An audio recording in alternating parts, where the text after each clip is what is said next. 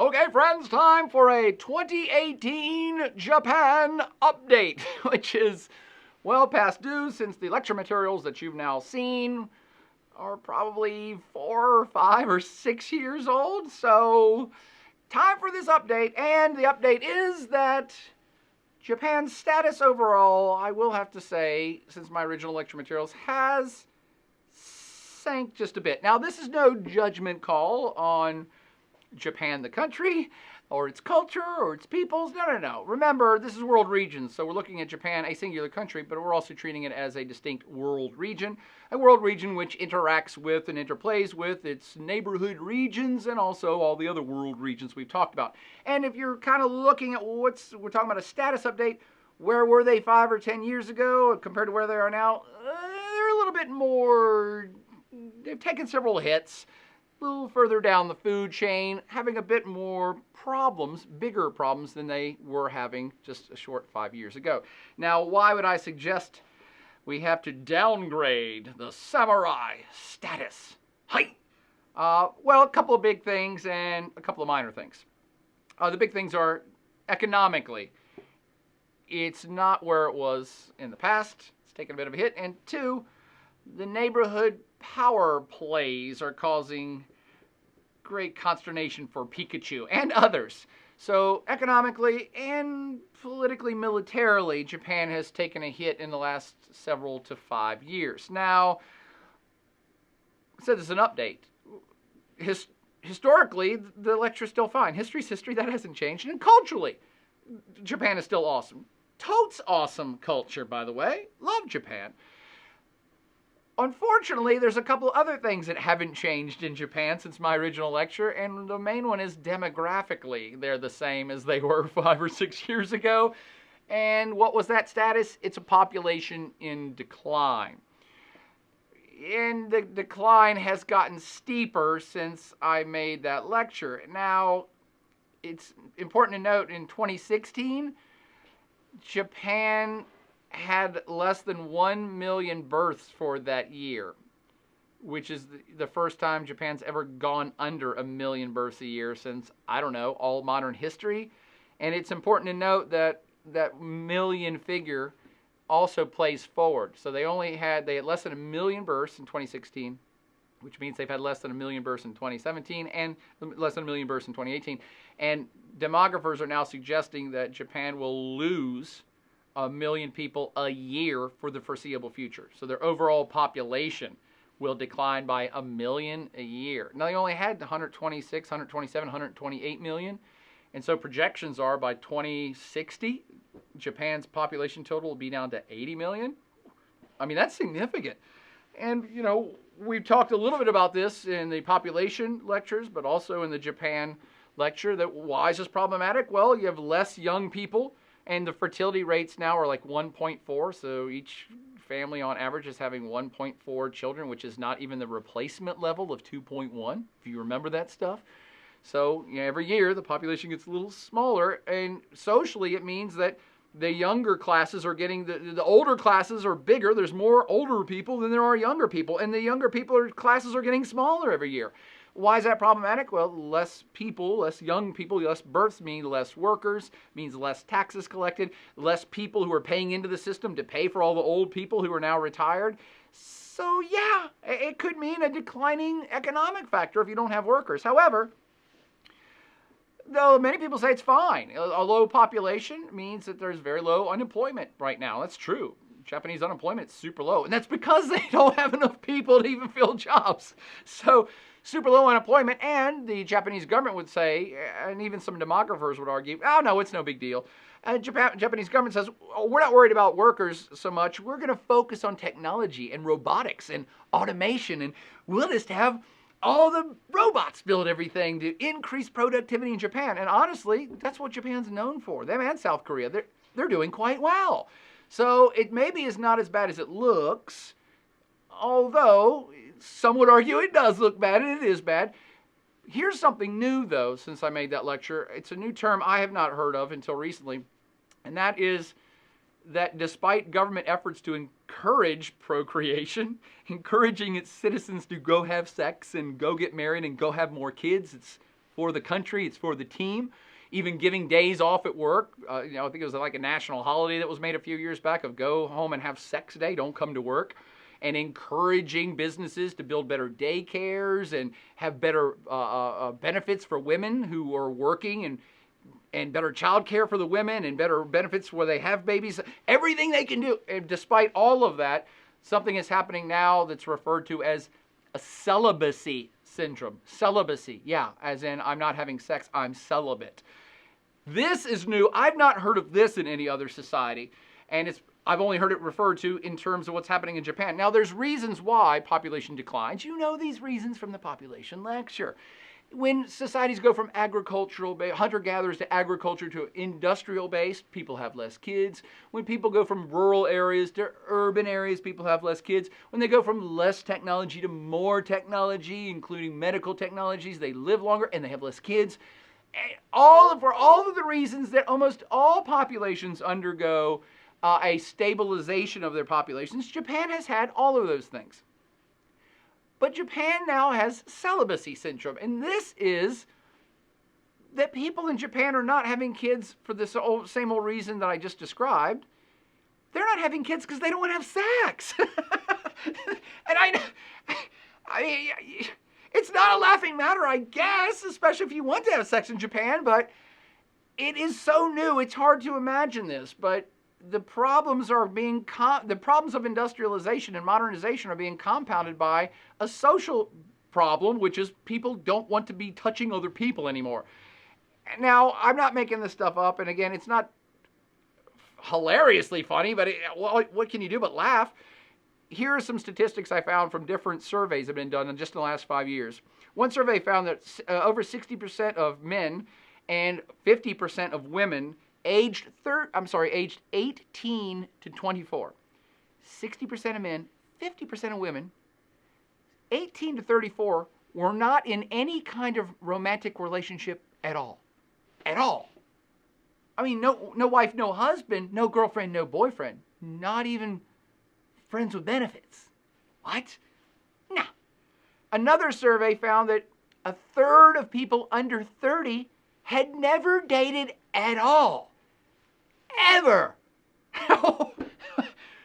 Another survey said 90% of young women believe that staying single is, quote, preferable to what they imagine marriage to be like, end quote. Wow. And then here's the kicker. In another study, 45% of women surveyed aged 16 to 24. These are young women, not old women. 45% of women surveyed 16 to 24 were, quote, not interested in or despised sexual contact, end of quote, end of first date in Japan. Sad face. Sad Pikachu face. That's new, all right? Again, populations are in decline in other places for demographic transition reasons. This is a social change where people physically don't want to touch each other. And there's actually a Japanese term, and I can't remember it off the top of my head, but it's a term that young people use now of when it comes to sex. They're like, hey, I mean, don't you want to have sex? They're like, meh, it's too much trouble. It's too much trouble to even have sex. Wow. That's new. And that is something we don't even know how it will play out. I can't imagine it's happened too many times in human history of any society. So that's a little problematic for the Japanese. It doesn't look like their birth rates are going up anytime soon, but it also is probably, and this is a prediction, likely starting to tear apart the social fabric of a nation when you have people who don't even touch each other. I mean, I guess if you really want to have sex, but nobody else wants to have sex, the Japanese will lead the revolution of sex robots. The robots will go work in the factories and then they'll go home and have sex with the humans. I don't know, but it's new. And it's troubling for Japanese society in general. On top of that, maybe I referenced this in the lecture, certainly in the textbook. I do recall that back in March of 2011, there was the Great East Japan earthquake, and then there was the subsequent tsunami, which devastated Tohoku, the town, and the Fukushima nuclear power plant. I'm sure you heard of that. This is troublesome for Japan and continues to be trouble up to this day because, this is a country that's has no natural energy resource base that relies heavily on nuclear, and this was problematic. And it's troubling to Japanese people that they lie on a major plate tectonic border of activity, and they have all of these nuclear reactors, and one of them indeed did melt down during an earthquake and caused a no-go zone of life now forever. So it'd be one thing if they're like, well, we'll just use our coal then. They don't got any. So now there's also an internal debate in Japan about nuclear energy, and should we keep it, should we not keep it? I don't know. Yeah, that's also playing into the greater kind of woes of Japan. And all of those things I've talked about so far does affect, now I'll get to the number one big reason, the economy. And I suggested that throughout all of the lectures that were recorded 5 or 6 years ago that Japan is the number 2 economy on planet Earth. They're super rich, they're super advanced, super technology, super modern, and all that's true. However, what did change a few years back is they lost their number 2 status. China, of course, did rise up to claim the number 2 biggest economy on planet Earth, and Japan slipped and became the number 3 economy on planet Earth. And that's nothing to sneeze at, but it's still a notch down the chain economically. And this plays into, kind of its greater angst in the region that South Korea is a rising economic power. South Korea, which wouldn't have been in the top 50 world economies 50 years ago, or even 30 years ago, South Korea will likely join the top 10 biggest world economies soon. Indonesia probably will. The point is that there are other Asian powers that are rising to meet Japan's economic prowess and exceed it. So Japan will likely not even keep the number 3 biggest world economy slot for very long. Probably in the next 5 to 10 years, another country will bump Japan down. And by the way, I'm not saying Japan did anything terribly bad. They've done nothing wrong. It's just that for a very long time, they were the premier and really only Asian economic power. And they're not anymore. And not only has China bumped them, other Asian powers are rising up. And Japan, I won't say they're played out. They're super rich. They're super awesome. But they're never going to have another big economic boom because of some of the reasons I've just talked about. Declining demographics and declining people. And Japanese products are still awesome. They're still highly sought after. Their economy is big. But it ain't going to get no bigger. And other countries very likely will. And that plays on the Japanese psyche a little bit. Of course, the most important player in all this is China. China has risen to not just bump Japan down economically, but become one of the 2 great world powers now. So when Japan rose to power 100 years ago and even maintained its economic status after World War II, Japan was always number 1, and no country was close, not even China. And now China is not only past Japan, China is still going. China is still going up. Japan is kind of dog paddling economically. Again, it's still rich, but it's not going to get any bigger ever again. It will likely continue to kind of go down the ranks.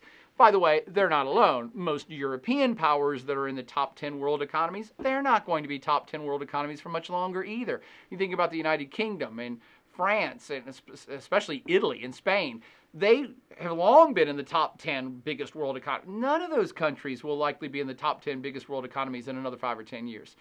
It's just the way of things. For Japan, it stings particularly because they were number 1 with no close second for so long. And those times have now passed.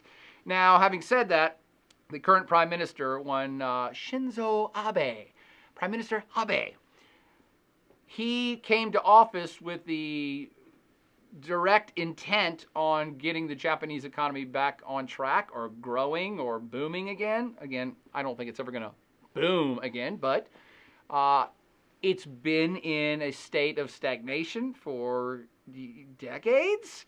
This is stuff that we talked about in the lecture. And so he came to office in 2012 saying, well, we're going to get growing again.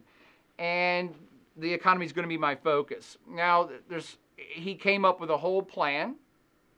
and it actually is named after him now. It's Abenomics. Abe Economics. I don't know if that's Abeonomics or Abenomics, but anyway, it consists of a platform of 3 arrows. 3 arrows. This is some sort of allusion to a Japanese legend of some sort, I'm sure. I don't know what it is. But the first arrow is monetary expansion aimed at a 2% inflationary rate. Now, I'm not going to get deep into economics, but control the money, manipulate the money supply to help bring down inflation. That was their number 1 thing. Number 2 was a flexible fiscal policy in order to create economic stimulus in the short term and achieve a budget surplus in the longer term. Flexible fiscal policy to me means you can manipulate your monetary policy to incentivize people to borrow or to lend or to start businesses or start new build new buildings or create whatever. There's ways to stimulate the economy, but you got to be fiscally flexible, and Japan historically has not been. So they loosened the rules, in other words, and played certain levers in certain parts of the economy to encourage people to go do stuff, to create a budget surplus, which then number 3 arrow is create a growth strategy focused on structural reform and private sector investment to achieve even longer term growth. And the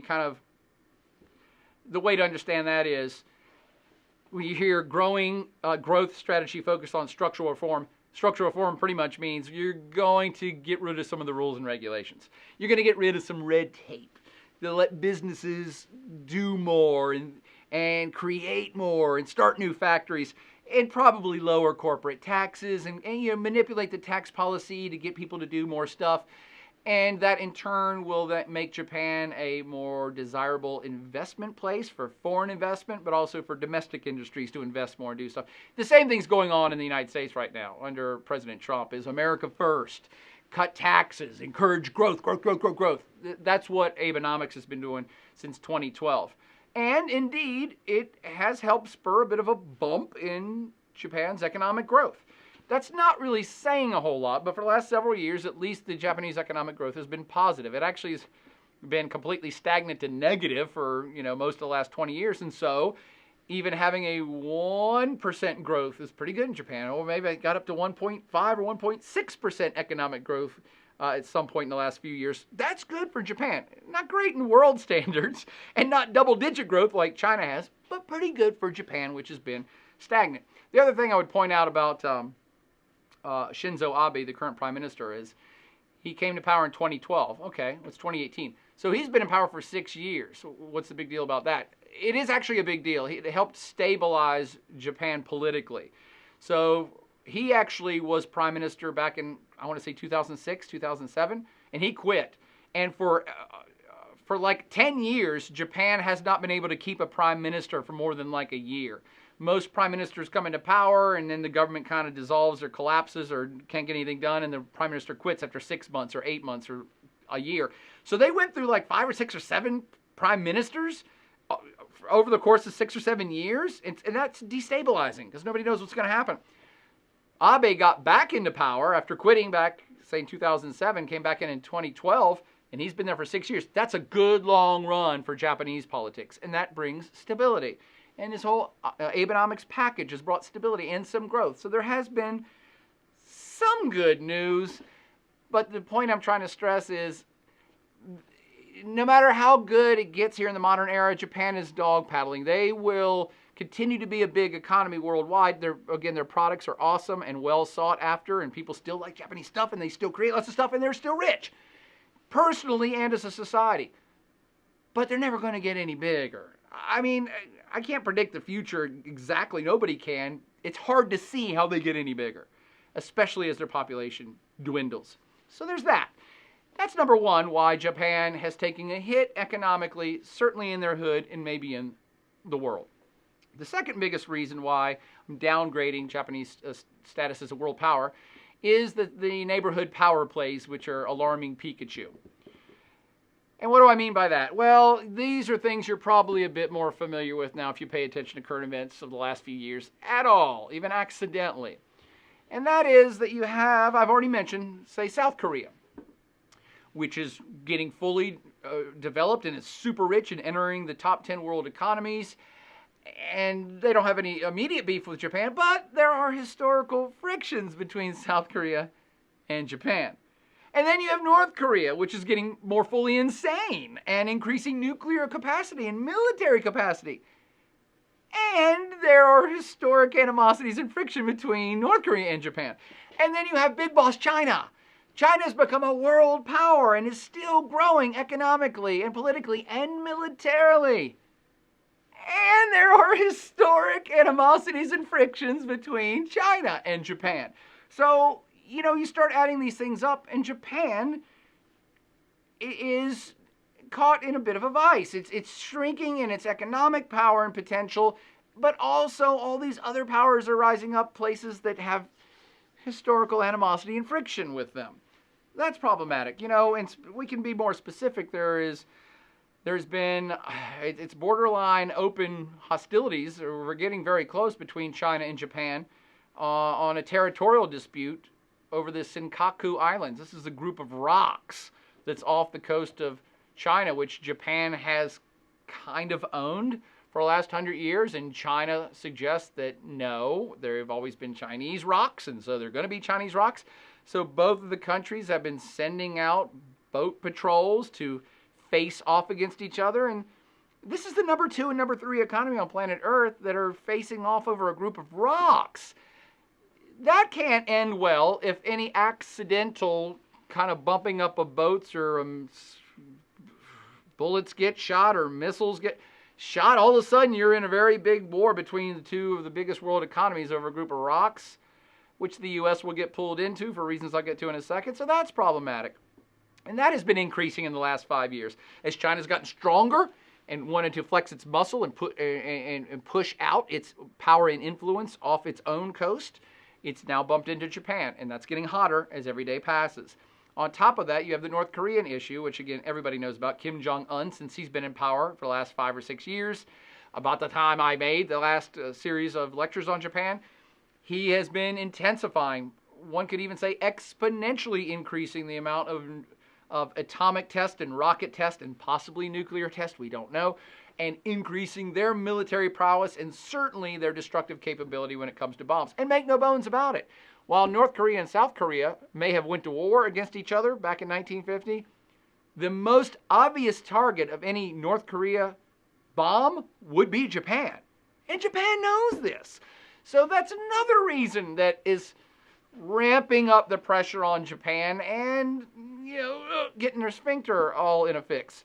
So how is this translating to what's going on in Japanese society? Again, part of our 2018 update. Things have been changing in Japanese society when it comes to these political and military confrontations. As you know, I hope, from the lecture, the Japanese post-World War II Constitution made their army into a self-defense force, the SDF, self-defense force, defense only. They have no capacity. Constitutionally, they bound themselves to never be able to attack anybody. They can never do a first strike. They cannot do a preemptive strike. So even if North Korea says, we're going to bomb you tomorrow, we have the bombs all lined up, we're going to bomb you tomorrow, Japan can't do anything. They're constitutionally bound to wait until the missiles are in the air. Pacifism has been a hallmark of Japanese foreign policy ever since World War II.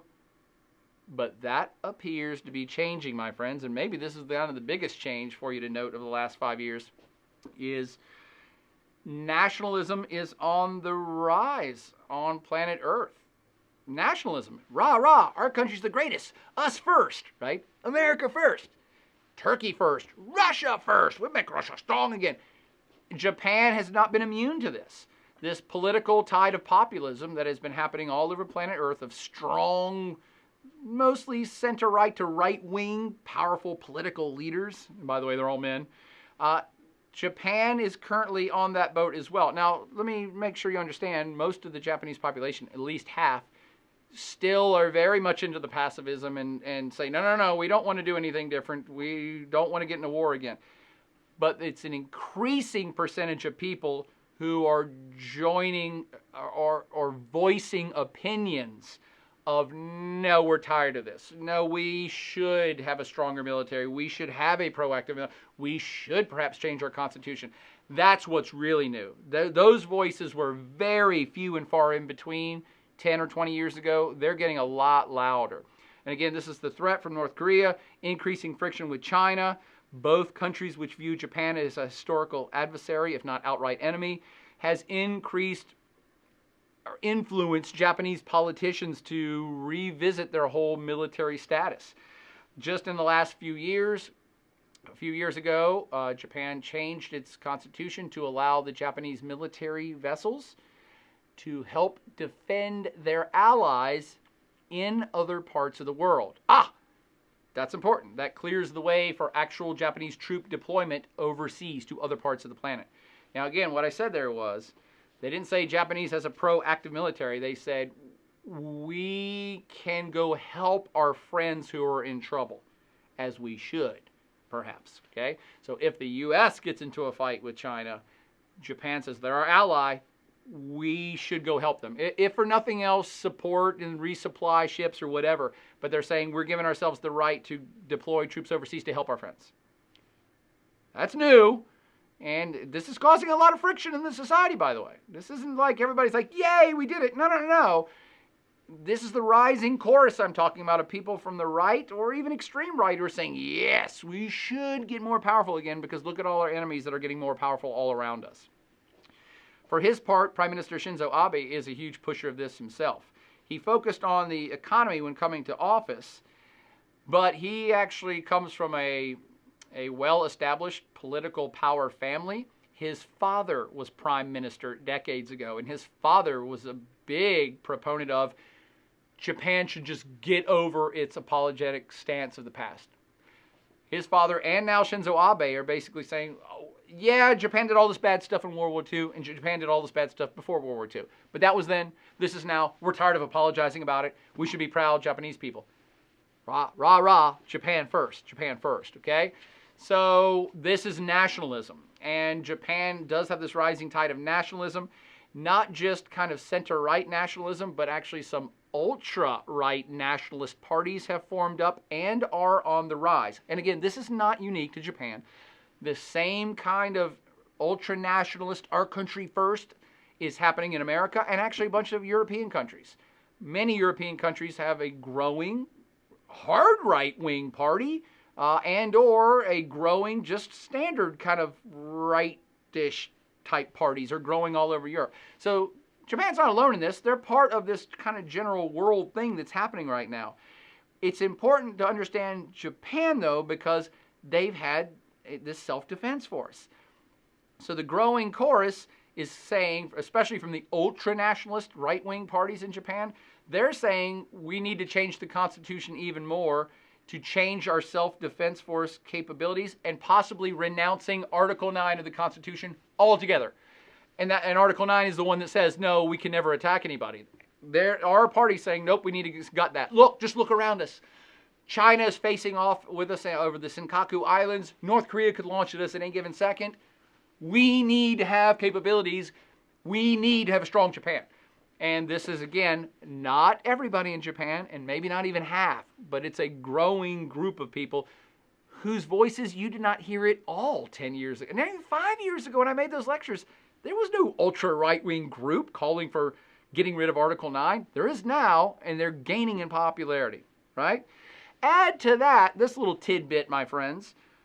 In 2017, Japan's military budget was the biggest in its modern history. They're spending more now on the military every year than since World War II. And they supposedly only have a self-defense force. So if local hostilities ever erupt, Japan is equipped to defend itself. And it's actually equipped to project power abroad if it needs to. And because the U.S. and Japan have a defense policy, a fairly tight one. Remember, the United States invaded Japan, beat Japan into submission in World War II, had a full surrender. The U.S. helped them craft that Constitution, which has Article 9 in it, under the guarantee that the U.S. would always be there to help support Japan and always be there militarily to help defend Japan, okay? And that now puts us in a situation where if Japan gets into any fight at all, the U.S. is bound to come and help them, which now you set into motion the Kaku Islands, a group of rocks. If Japan and China face off against that, you have the number 2 economy facing off with the number 3 economy, and the number 1 economy on planet Earth has to come help the number 3 economy. So you have the 3 biggest economies on planet Earth that could possibly go to war over a group of rocks. Food for thought. Now, as I said, 2017, biggest military budget for Japan ever in its modern era. They are increasing and expanding virtually all their capabilities on land, in air, and on sea. And I do want to point out specifically, they have something called helicopter carriers. Now, why would I point out helicopter carriers? Because if you've ever seen an aircraft carrier in the United States, of which the United States has more aircraft carriers than the whole rest of the world put together, but Japan has quite a few of them too.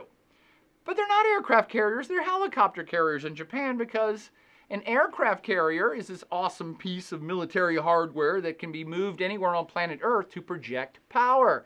And you put jets with bombs on them, and then you can launch them from anywhere to go bomb any place on planet Earth. One of the reasons why the U.S. is so powerful.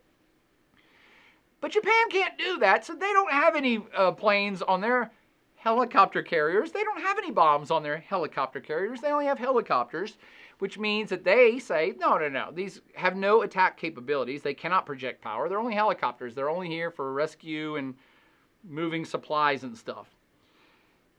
If anything were to happen within about 5 minutes, any of these helicopter carriers could be converted into an aircraft carrier and moved anywhere on planet Earth to project Japanese power. You heard it here first. Learn it, live it, love it.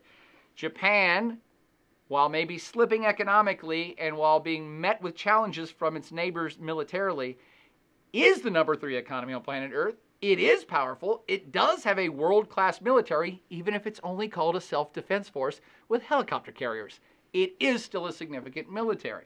Make no bones about it. So, Japanese summary, condensed here in the finale. Japanese demographics still in decline. Their population is still declining, and that's problematic. Whether you want to put a positive spin on it or not, still problematic for the future of Japan. Economically, they're still rich, and the products are still in high demand, and they've been doing okay for the last few years, but they're steadily losing ground to their immediate neighbors and indeed to other countries around planet Earth. Certainly, again, if we're talking about regions, Japan's power as a region is slipping on the global stage.